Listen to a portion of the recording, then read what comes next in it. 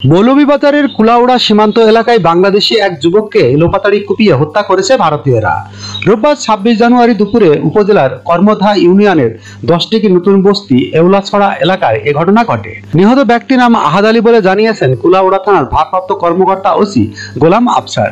Police জানায় দুপুরে জায়গা সংক্রান্ত বিষয় নিয়ে ভারতীয় কয়েকজনের সঙ্গে আহাদ আলীর কথা কাটাকাটি হয়। এক পর্যায়ে ভারতীয় নাগরিক হায়দার ও তার সহযোগীরা আন্তর্জাতিক সীমানা রেখার 5 গজ ভেতরে ঢুকে এলোপাতাড়ি কুপিয়ে আহত করে আহাদ আলীকে।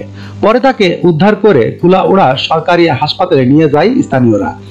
অবস্থার অবনতি হলে সিলেট এএমজি উসমানী মেডিকেল কলেজে নেওয়া হয়, সেখানে মৃত্যু হয় আহাদ আলীর। সীমান্তবর্তী এলাকা শিকাওড়া গ্রামের ইউপি সদস্য শাহিন আহমদ জানান, হামলাকারী ভারতীয় নাগরিক হায়দার আলীর সঙ্গে নিহত আহাদ আলীর পারিবারিক সম্পর্ক রয়েছে, তবে জায়গা নিয়ে কোনো ধরনের সমস্যা রয়েছে কিনা তা স্পষ্ট নয়।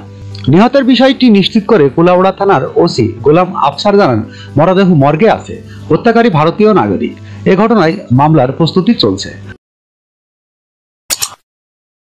যখনকার খবর তখনই দেখতে চোখ রাখুন সুন 24 টিভিতে।